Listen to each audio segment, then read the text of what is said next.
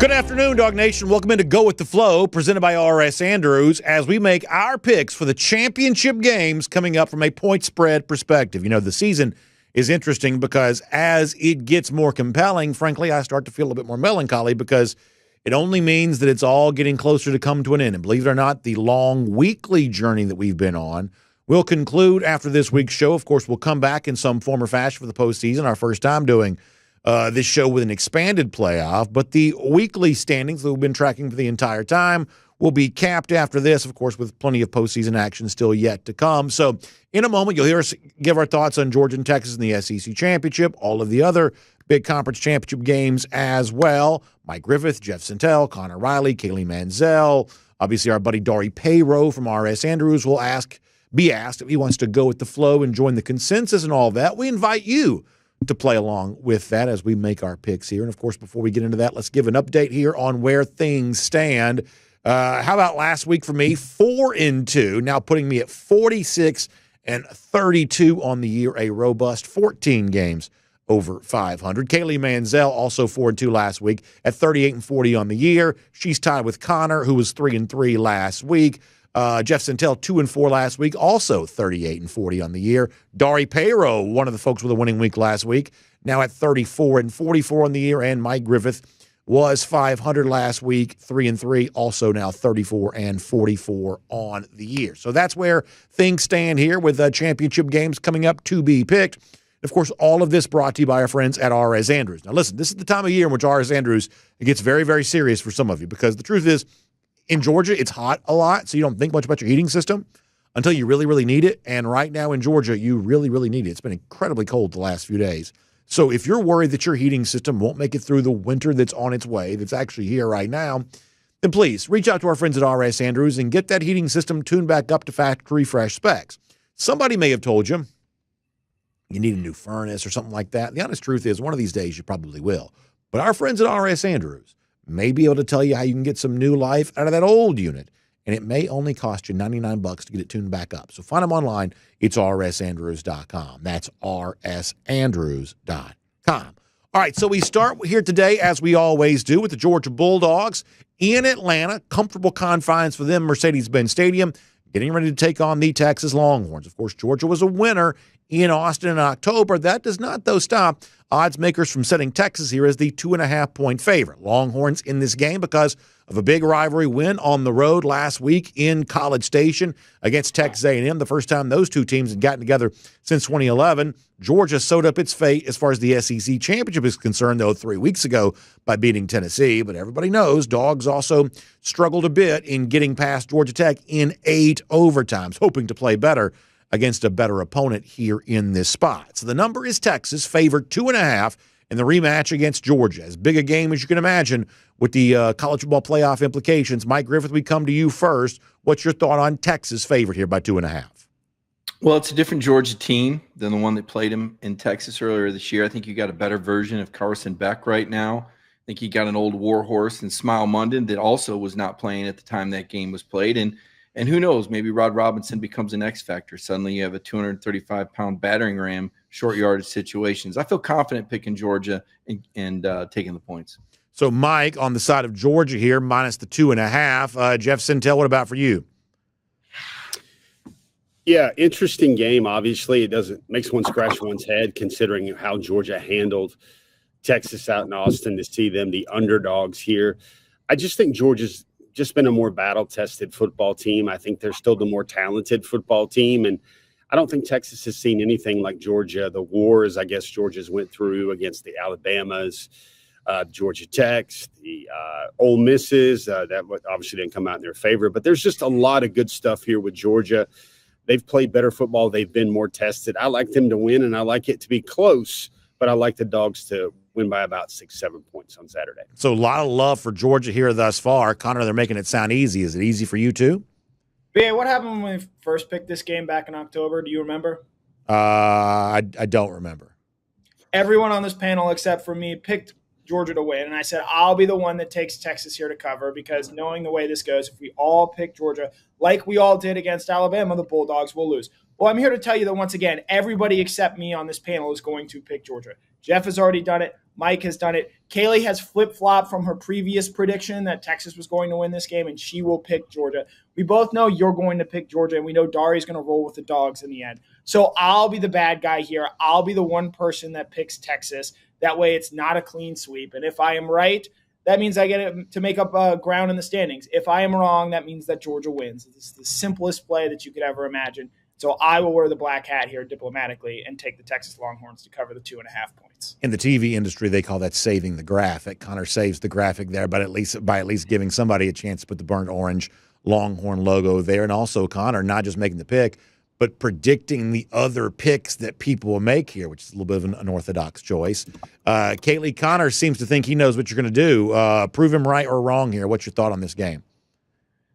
Now I just want to go against my initial thoughts just so Connor doesn't have the satisfaction of being right. There was a little bit of miscommunication on me taking Texas. That is not true. Connor did not provide full context, but at the end of the day, I'm going to roll with the dogs. They're playing a team of Mercedes-Benz. It's not named Alabama, so I like the dogs here. So Kaylee does like Georgia. And Connor's right. There's no chance I would ever not take Georgia in this spot. That's just not what I'm going to do. But I also want to be intellectually honest with all of you here, too. I am not super confident in this. And the reason why I'm not super confident, if we're just being just gut level honest here for a moment, Georgia looked amazing winning at Texas in October. It was a tremendous performance for Georgia. They've also played 5 games since then. And I'm sorry, they've played well once in that 5-game span. That's just a fact. So, the idea that what Georgia was against Texas is who it is, the preponderance of evidence would suggest maybe that's not necessarily the case. They played a full 60-minute effort against Tennessee and earned a lot of credibility.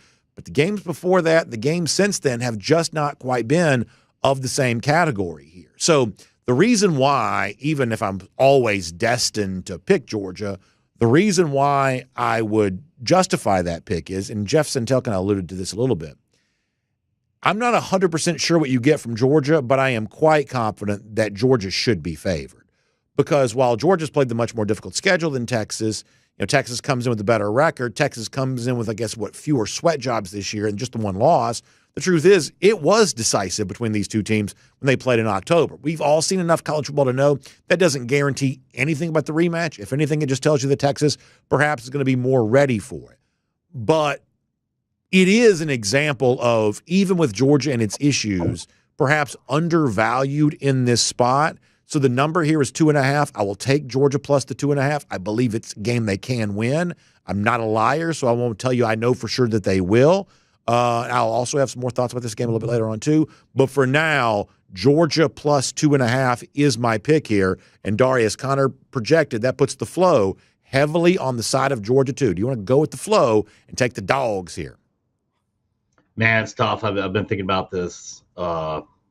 My thing is like you said, over the past 5 games, they haven't looked that well in a lot of games. Some of the inconsistencies, they weren't. It's not like that first matchup where they're not going to be able to replicate that defensive output that they did at such a high level. That was like a perfect game that they pitched, and it's really going to come down to Beck and can he have a magnificent game. Putting up points. I think that's going to be the key in this game. I think Georgia's still going to do stuff, but Texas is going to make adjustments from what they saw. I want Georgia to win this game. I'll be at the game. I'll be cheering for them. But I'm going to take Texas here to do it. I think it's hard to beat a good team twice. I think Georgia is more battle-tested, but they're coming off a long, emotional game. And it's, can they get up for this game at the same level that they did when they played at Texas? I don't know. I think that's a tall ask, but we'll see. We'll see this weekend. I think it's fair evaluation. I do. I think it's a really closely contested game, and as I said before, I may have some additional thoughts on this game before we wrap it up here today. For now, though, we'll step outside of the Georgia Bulldogs and look at other conference championship games that do have playoff implications, starting with a game that's going to take place on Friday night there at Albertson Stadium in Boise as the Boise State Broncos get ready to host the UNLV Running Rebels in the Mountain West Conference Championship game. There's a rematch earlier in the year won by Boise State, that game in Las Vegas. Now, though, the stakes much higher for the rematch. Not only does the winner of this game have an inside track at the likely berth in the college football playoff? But if Boise State wins, it seems quite possible, and if not likely, maybe even guaranteed, Boise State could earn one of those top 4 seeds, perhaps the number 4 seed, in a bye past the first round of the college football playoff. So a lot happening for Boise State here, hosting UNLV. The number shows the Broncos as a 3.5-point favorite. Mike Griffith, we come back to you. Irony, the running Rebels are going to face the best running back in the country at Boise State. I'm going to take Boise State. I feel like Boise State Broncos, I mean, they played Oregon within 3 points in probably the best test of the year. I know that was the beginning of the year, but I don't have any reason to believe that the result will be any different than the first time they played UNLV. So give me Boise State. So Mike is on the side of Boise State there, minus the 3.5. Jeff Sintel, what about for you? Yeah, intriguing that Boise State can lock up the home game and a 4 seed. Well, actually, the bye in the 4 seed with the win on Saturday. Nice little story for Barry Odom and UNLV getting to this type of level. Also, a little subplot. Boise State's running back is actually chasing Barry Sanders' all-time rushing record for a single season. I thought that sucker was unbreakable. I think the Broncos are going to be unbreakable this weekend as well. Give me the Broncos, cover the points, and I think they'll be quite happy with all things Boise this weekend. So a lot of love for Boise State here. Connor Riley, how about for you?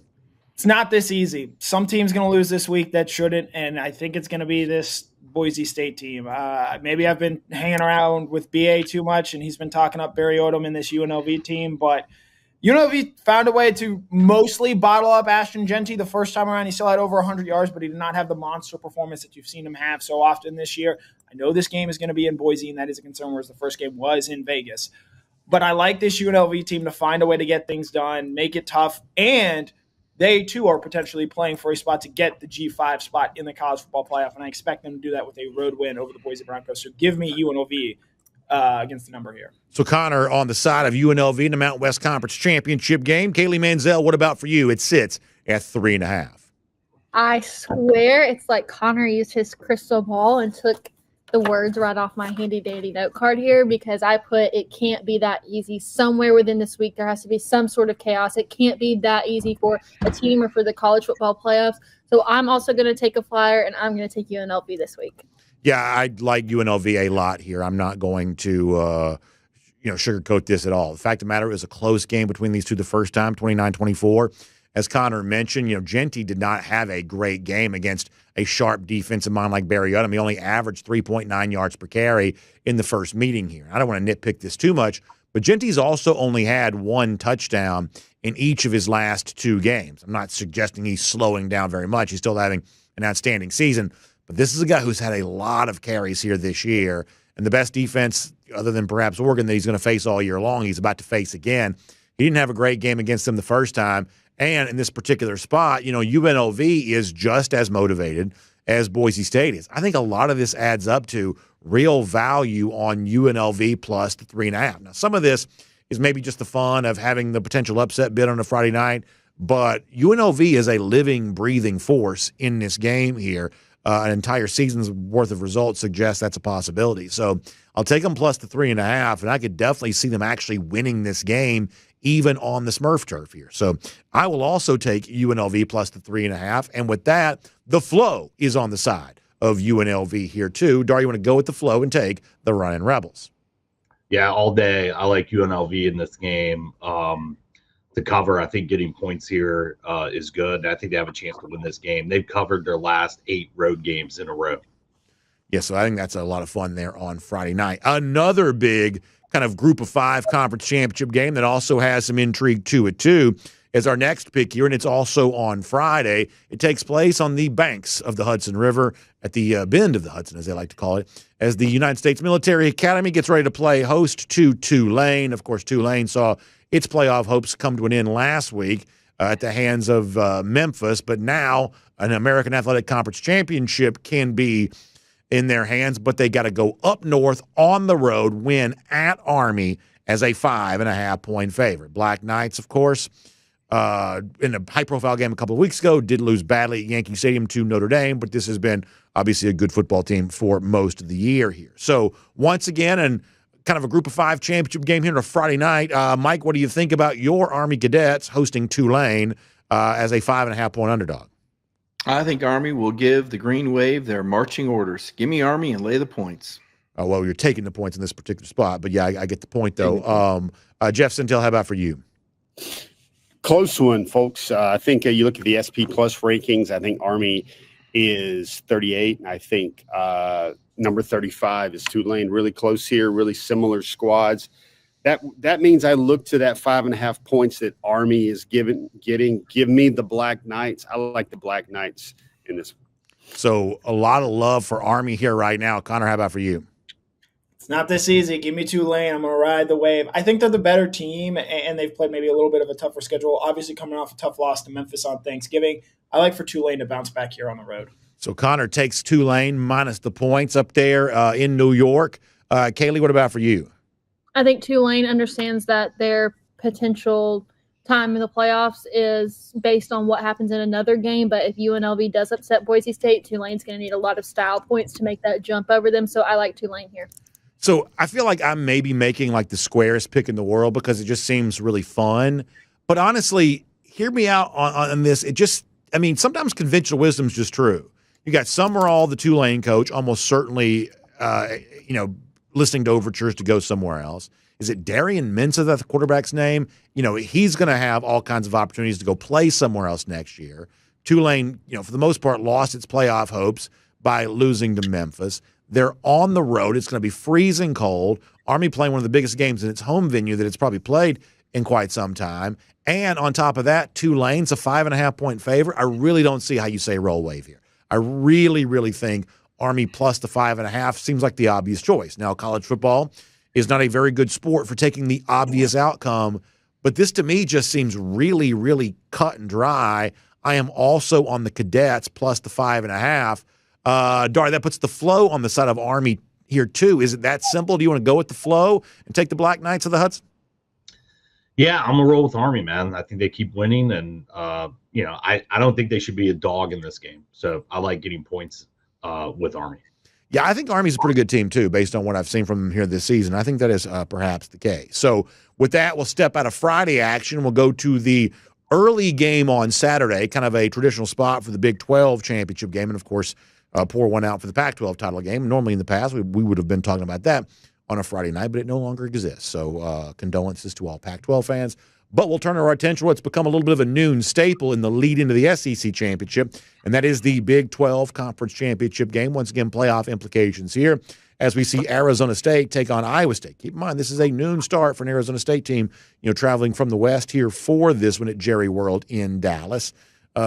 Sparky finds itself a 2.5-point favorite here after a big rivalry win last week, blowout fashion against Arizona. On the flip side, Iowa State plays its way in by a win last week against Kansas State, something that the Sun Devils had done 2 weeks prior to that. So both these teams looking for a spot in the college football playoff. Neither has a chance as an at-large. Arizona State, winner of 5 straight games, is the 2.5-point favorite. Mike Griffith, we come back to you.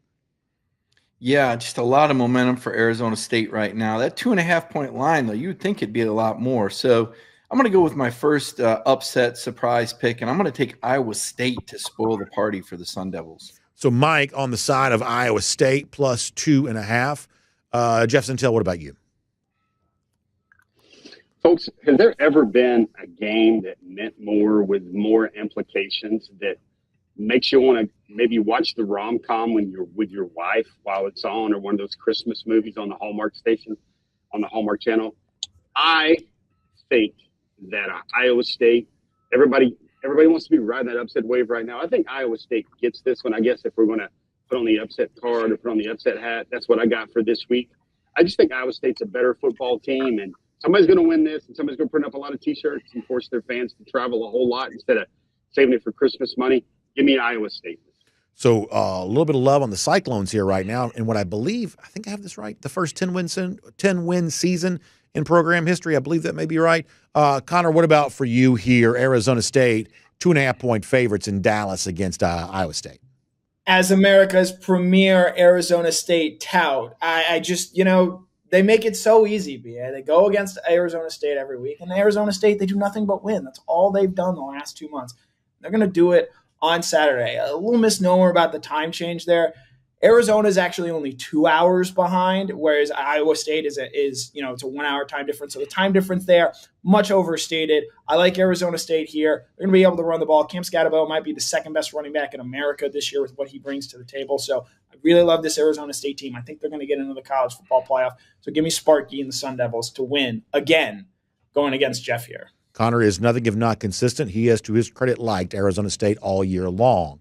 Kaylee, a little bit of a split decision here now. Where are you on this Big 12 title game as Arizona State sees itself as a 2.5-point favorite? Arizona State is to the Big 12 what the South Carolina has been to the SEC. The hottest team on the track, but one of these teams has got to make it. We now know it's not going to be South Carolina, so give me Arizona State. So that is that. I have been really consistent all year long, and this is not like studious analysis. I totally get that. But it has been a blind bet for me on the underdog in the Big 12 all year long because it's kind of a topsy-turvy league. And I would say in recent weeks, Iowa State's been kind of the beneficiary of some of that. I'm going to do the same thing here again. Now, part of the reason why I feel okay about this, and I think that Kenny Dillingham's done a great job at Arizona State this season. And as I joked before, Connor, to his credit, has kind of been on this a lot here this year. There's one result, though, that I can't quite shake. And listen, I'm just telling you right now, this is not fair, but nonetheless, can't quite shake it. Prior to this 5-game winning streak for Arizona State, go back to the beginning of the season, this is a team that beat Mississippi State, the absolute worst in the SEC, by a skinny little touchdown.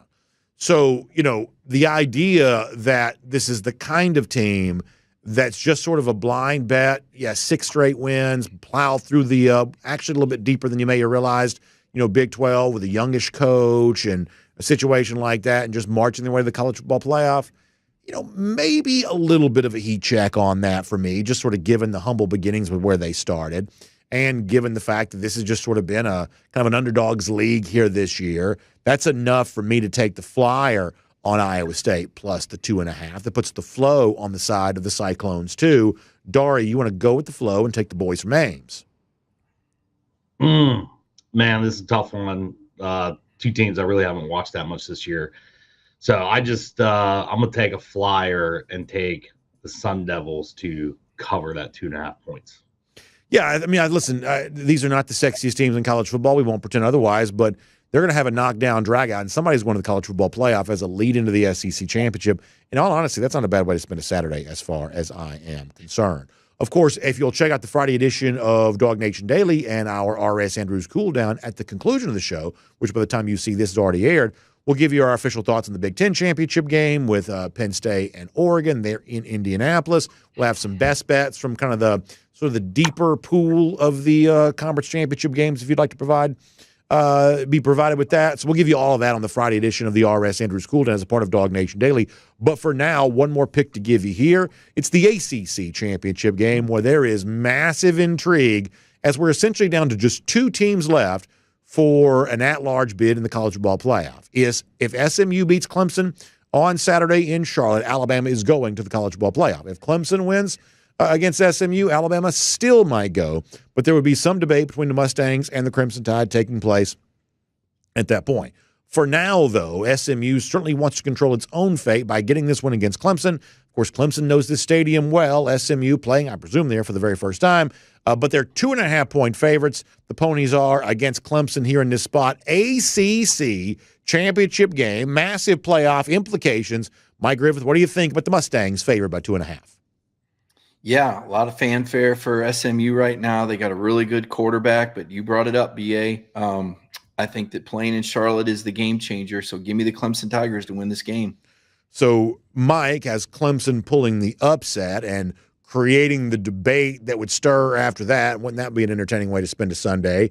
Jeff Sintel, what about you here as SMU sees itself as a 2.5-point favorite?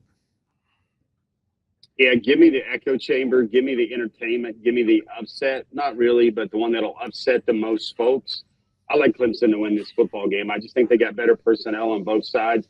Been there, done that, and we cannot discount the Charlotte factor. Give me Clemson and the Fighting Dabos. By the way, shout out to all these Power 4 conference championship games and the top group of 5 games. All of these games are spreads inside of a touchdown here. So, anticipating some good football on this final weekend prior to the real start of the postseason after that. Connor, we go to you. SMU favored 2.5. Give me the ponies here. Look, this is not a game-based prediction, though. Clemson, with the exception of the Pitt game, has really struggled, and even in that Pitt game, they probably should have lost. Has struggled in every game they've played against a team with a pulse this season. SMU absolutely has that. But this is a pick with God. God just seems to want to find a way to give this Alabama team a chance to get in the college football playoff. So they're going to make it easy for him. SMU is going to win this game and clear Alabama's path to getting back in the playoffs. So give me the ponies and the points here this week. Kaylee, how about for you? SMU, first year in the ACC, trying to be a first-year winner of this conference, favored by 2.5 to do so. What do you think about them taking on Clemson? From a personal standpoint, I would love to see SMU win this conference their first year in it, especially considering the comments that were made about them coming into the league in the first place. But this is one of those games where I'm going to have to value experience in this game, geographic location, and just talent across the board. This one was really tough for me to pick, but for some reason, my gut says Clemson pulls it out. I'm going to go SMU here, and my initial thought before I kind of did some of my research was probably to take Clemson, but the truth is I learned a couple of things which I think are kind of interesting. Clemson in its last 5 games as an underdog has only covered the spread in one of those games. Not every trend matters, but this to me is a little bit of a trend that does matter because in ACC play, typically speaking, Clemson's got the better talent. So you have to know something pretty substantial to make a team favored over Clemson in a typical matchup here. And the fact that Clemson's not getting it done in those spots, I take that as a trend that probably has a little bit of meaning to it. The other thing is the number one knock on SMU is good record, soft schedule. They haven't kind of faced the sort of opponent like they're about to see in Clemson there in this game in Charlotte. But the honest truth is, maybe the most validating performance from SMU all season long, road game a few weeks ago, winning at Louisville. Louisville's a team that's actually ranked in the ESPN FPI ahead of Clemson here right now. So SMU has seen a similar performance level to what they'll see from Clemson on Saturday, and they've actually kind of fared pretty well in that spot. Clemson not always great in the rare instances against an ACC schedule when it is an underdog. That's enough for me, a little bit different than I initially would have thought. That's enough for me to take SMU here minus the 2.5 and take it out of the committee's hands by doing that. I do like Mustangs here minus the 2.5 to win this game by at least a field goal. That puts the flow on the side of the Pony Express too. Dari, you want to go with the flow and take Southern Methodist University? No, I mean, they got the offense to do it, but I think in this game, a game this big, I think experience in these games is going to play out. I think that matters. I think Clemson has done that. They played for these big games. They're prepared for these big games. I give the coaching advantage to the Clemson Tigers, and I think it's going to be like when you factor in at Charlotte as well, their fans are going to turn out there.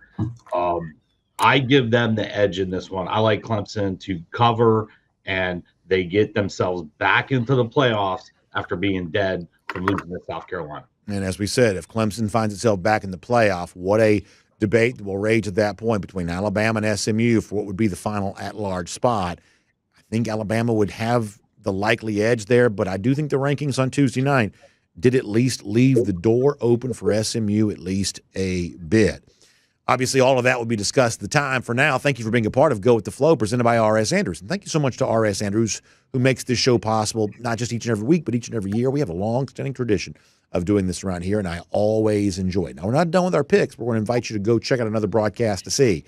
Big Ten title game on tap here. The number 1 seed, number 1 ranked Oregon Ducks in their first ever Big Ten championship game against Penn State. We'll give you our thoughts on that and some best bets in the weekend here, too, including perhaps a few more thoughts on Georgia and Texas. Check out the Friday edition of the R.S. Andrews Cool Down for more on that after the conclusion of DawgNation Daily. And, of course, at some point in time in the month of December, rolling into the postseason, we'll see you back here again for Go With The Flow, presented by R.